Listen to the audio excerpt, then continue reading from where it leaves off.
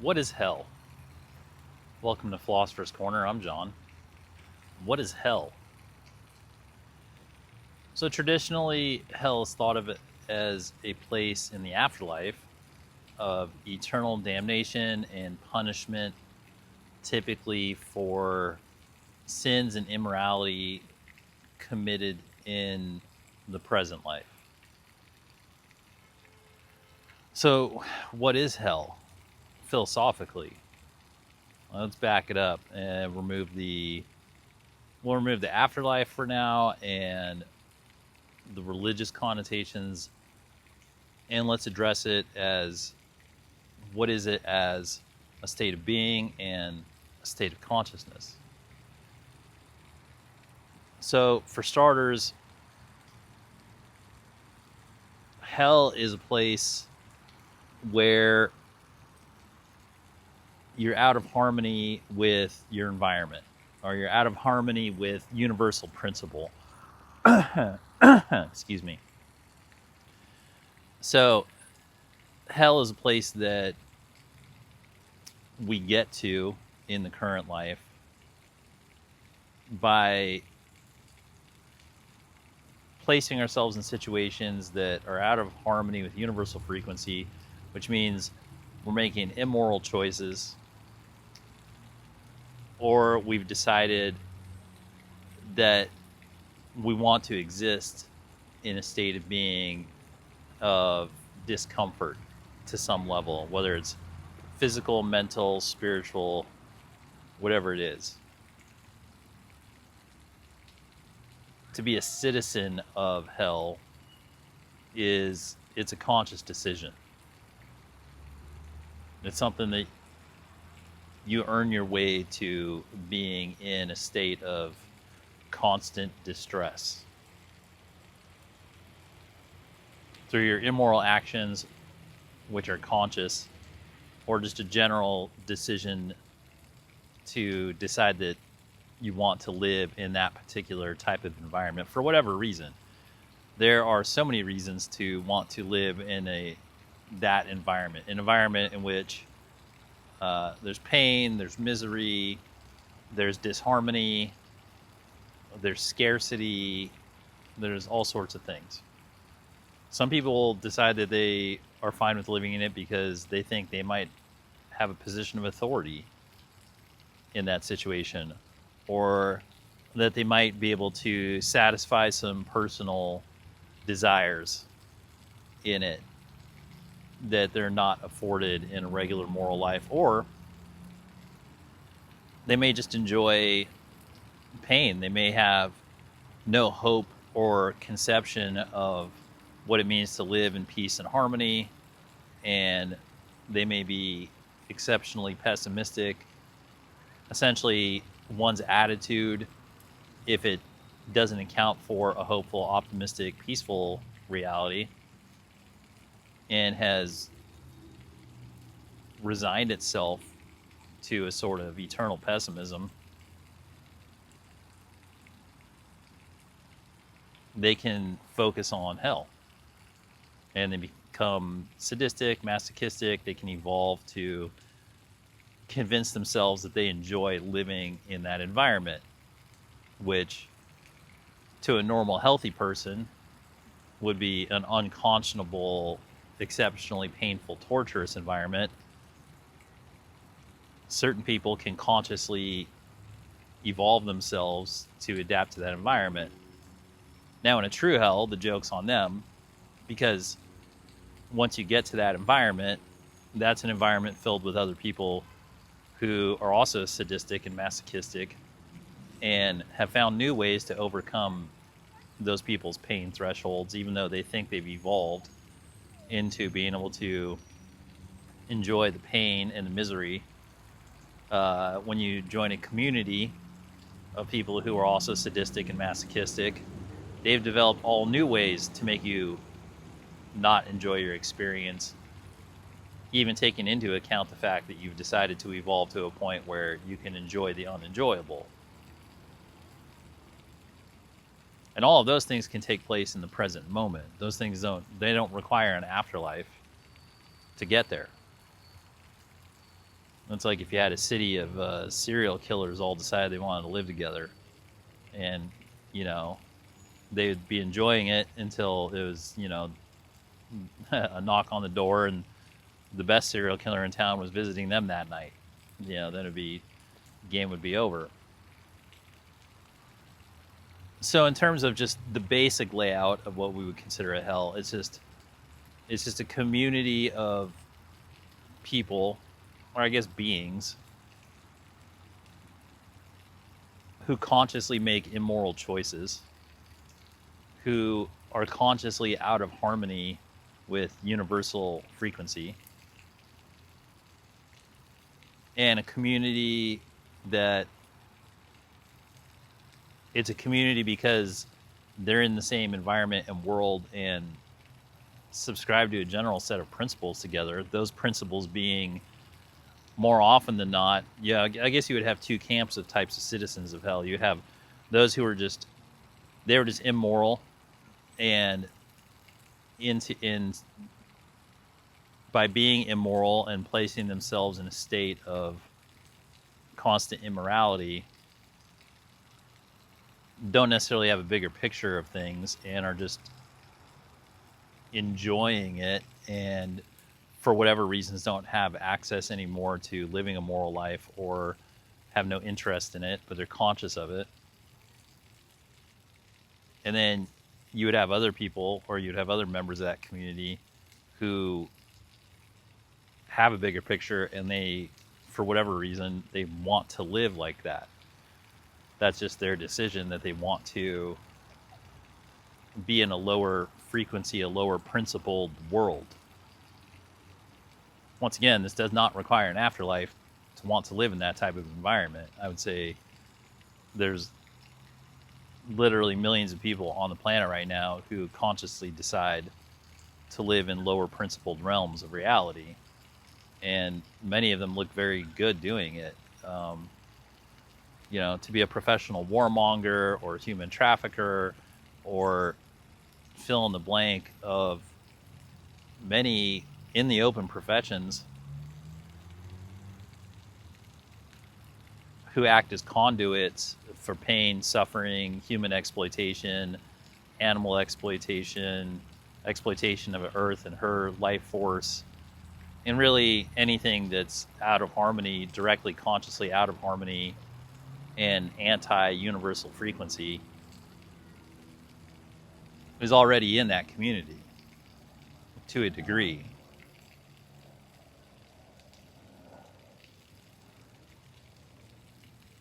Now, the spiritual doctrines always sort of refer to hell as a rehabilitation world in the afterlife, of not only are they getting what they deserve because it's the consequences of their actions, whether it was a string of immoral actions or it was one sort of Faustian deal with the devil where they signed away their soul. They agreed to go to a place of punishment or rehabilitation, depending on how you look at it, in exchange for mortal gain. Or just people who just kept doing immoral stuff and ended up there. So it's either a reward or rehab in a way for the afterlife type sort of spiritual math, but relegating it to this world, we can see that there's a strong correlation, given a long enough lifespan, that when a person engages in self-determination and self-actualization, there's a high correlation between that and the level of the life that they're living in regards to the principles and the world and the community that they end up in. And we have it on the books that throughout history, tons of people decide to live immoral lives and they self-rationalize it, but it does not make them immune from the consequences of the communities that they end up being citizens of.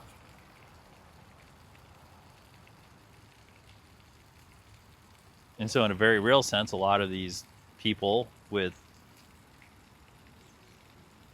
ethics that are based on on rationalizing immoral actions, giving intellectual, rational, illogical conclusions to logical arguments, and give logical explanations to their immoral behavior so that they're comfortable living that way, and they create codes of ethics based on immoral principles, and they convince themselves that that's how they live, and they do live that way, and it leads them to living in a world of like-minded people.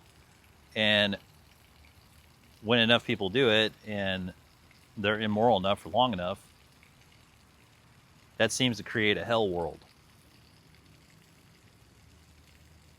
where war for profit is legal, human trafficking is legal, exploitation of children is legal, all sorts of immoral and unconscionable activity is not only permissible, but it's legal, it's in the open, and people make their livelihoods off of it. And in that way, in that sense, that's a real hell that's created. And philosophically, I mean, in terms of the spiritual hell, which we can't really prove in this particular mode, its existence or non-existence, those same people that throughout human history have constructed real hells and lord over them and profit off of them have oftentimes used the idea that it can only exist in the afterlife to distract people in the current life that it in fact can exist right now, and does, and is a fairly profitable business model for many of them.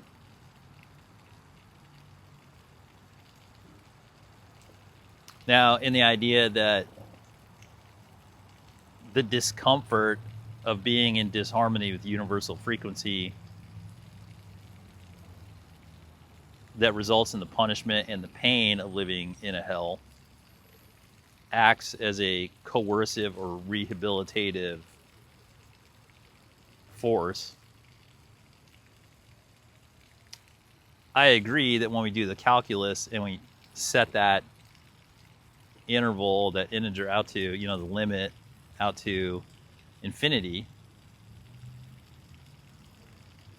that's true. That there's no energy in the universe that can stay in total disharmony with universal frequency for eternity. In that sense, eventually it's going to get aligned with universal frequency, because that's the way the universe, that's the physics of the universe. It doesn't matter. It could be an eternal immoral being, for the sake of a hypothetical, like an eternal immoral being, however that happens, and its one thing is that it's going to be disharmonious with universal frequency. It's aware of it. It's doing everything it can to live forever and not be there. And eventually, over an eternal timeline, it's going to get caught in a black hole, or it's going to be something's going to slip into its consciousness that enlightens the conscience and makes it so that it has to see what it's doing, and eventually, like, some permutation of the physical reality is going to get it aligned in harmony with universal frequency over a long enough timeline. And since we know creation is eternal, that means it's inevitable. Because the hell world and the citizens of a hell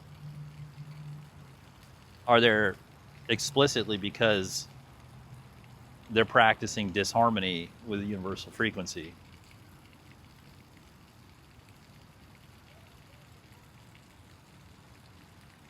So they can be in it now, and they can try to evolve and try to live in that particular world as long as they can, and use false rationalizations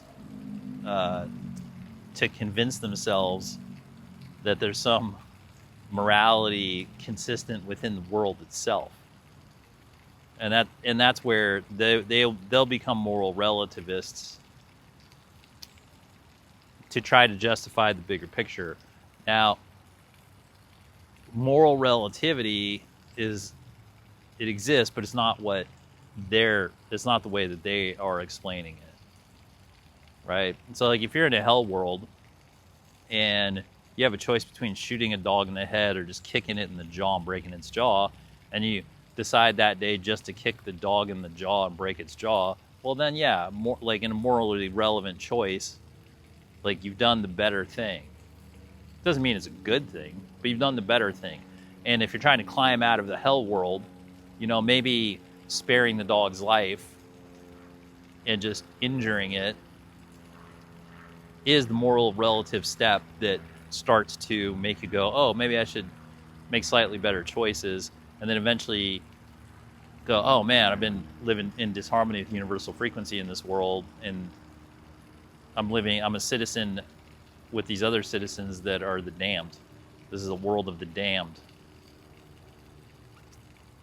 And so in that sense, the moral relativity is a ladder that can pull you out of the darkness. In the sense that they try to say, well, all all morality is relative, so that means that there's nothing is good or bad. That's incorrect. Like, the universe is relative, and it's relative to universal frequency, and that's the part they leave out of moral relativity. Yes, morality is relative. It's relative to universal frequency. It's not relative to your other petty, immoral actions, which is how they try to couch it so that they can trick people and deceive people into living in the hell world with them. Because the other part of getting out of a real hell world is that when you come out, you do have to face the consequences of your actions. You have to go through sort of morality car wash. So if you've been a warmonger your whole life and you've convinced yourself that it's all good, when in fact it's not, and you decide you want to leave that life and you want to join the real world of healthy people, they're probably going to put you on trial for war crimes when you come out. And then it's not a morally relative situation. And it's very much morally absolute. So their only defense, like, it is key to the construction of a hell world to convince everyone in the hell domain that moral relativity is not just localized, but that it's universal. Because then it eliminates morality. Because then it says, well, morality is a floating target, and it doesn't really exist, and therefore there's no consequence for it. So let's just all live here in hell together. Which, of course, is a false intellectual premise. But it works on a lot of people. And one of the things is it's easy to get into hell, and it's exceptionally difficult to leave it. It's only rehabilitative in the sense that hell is just a world where people with similar principles and ethics live in that world. And it's only rehabilitative in the sense that you look around and say, oh, these are the people, this is my community now. And these are what these people's values are. And I'm finally feeling what actual pain is. I'm feeling what it feels like to have immoral actions done to me every day. And in that sense, it's making what was unconscious conscious. And in that sense, the pain portion of life is suffering, as the Buddhists say. That catalyzing factor in life of the suffering, of the pain of life, forcing the inward search for the value system in order to get in harmonization with universal frequency is true. And it's no different than if a person's living a normal, healthy life and they're feeling the regular pains of life that catalyze it, or people that are living who have felt it and they're continuing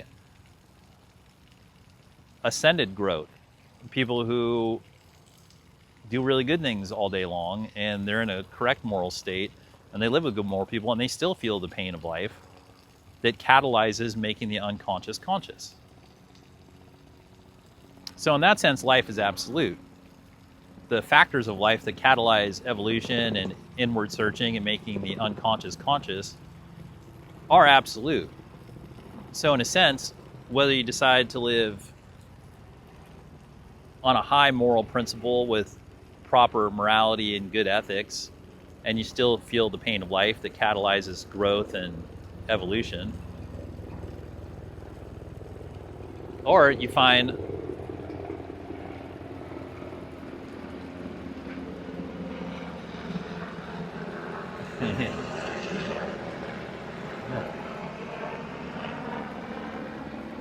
pause here for station identification. Or you find that you have constructed a set of ethics that lead you to consciously live in a hell world. The catalyzing force of life, being suffering and pain, is the same. But if you've gone down that path where you've normalized and rationalized an immoral set of ethics for yourself, and you find yourself living in a hell world with other hellions, the pain and the suffering of life, which many people in the hell world are there because they felt as though it was an escape from the pain, or that they made friends with the pain, or that they incorporated it as one of their life sources to fuel them as some sort of incredulous life hack to get around the fundamental primal forces of life as a catalyzing force for evolution, are going to find a great surprise. And that great surprise is that pain and suffering are fresh and unique to every situation, and they are inescapable. And they are inescapable because they are the catalyst for evolution, at least in this dimension. And so by steering oneself into a hell world with the notion, which is really in every one of them, that they're going to escape the pain or the suffering, or take control of it, or redefine the relationship with it so that they can be in control, the joke's on them, because they're out of control of it, just like any other being that's ever manifested into reality, completely out of their control. They can't control when it happens, they can't control the nature of it, and they can't control their reaction to it. And that's why one of the adjectives described the hell world is torture. And that's the true torture. The true torture is that they can't escape from themselves, they can't escape from their own actions, and they can't escape from the universe. It doesn't matter to put it off into the idea of an afterlife doesn't help anybody. Because hell is easily constructed right here, right now, and plenty of people are living in it and participating in it. And the joke's on them, because you can't escape the things they're trying to escape. Life is a catalyst for growth and evolution.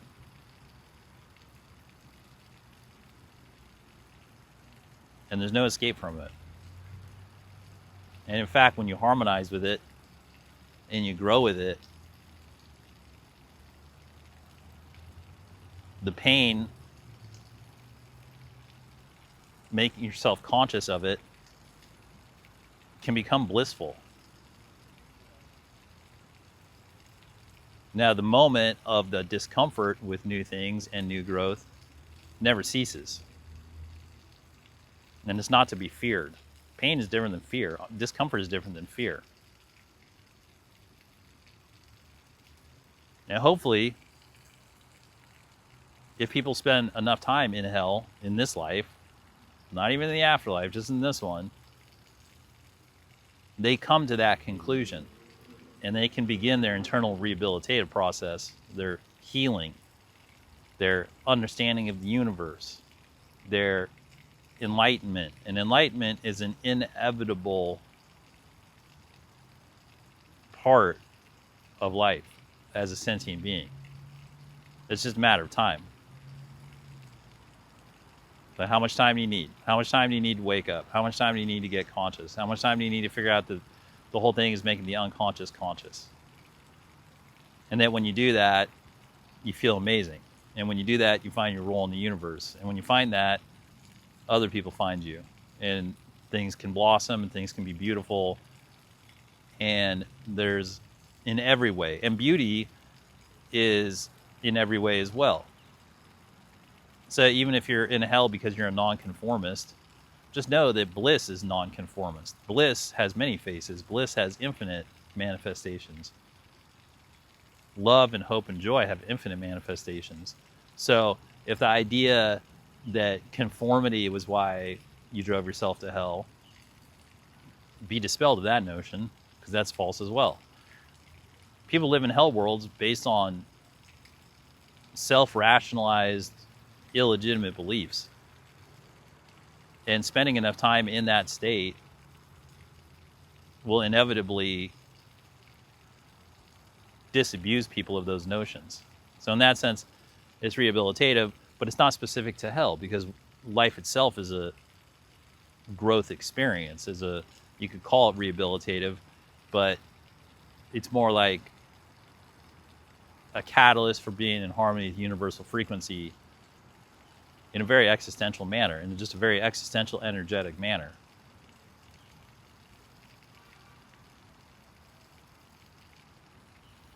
So what is hell? It's a place that people create based on immoral systems and immoral sets of ethics, and built on a lot of deception. And it's a place that exists currently. It might exist in the afterlife.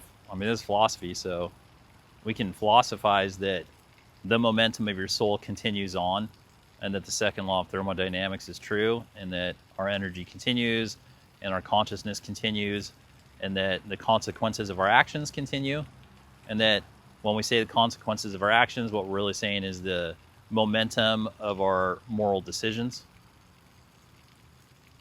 Because as we find out, there's a correlation between our moral decisions and the frequency of our vibration. And the frequency of our vibration determines which realities we have access to. So you gotta make your daily choices accordingly and look at who you associate with if you want to really know what your ethics and values are. Well, thanks for spending some time here at Philosopher's Corner. I hope you found it helpful, and have fun.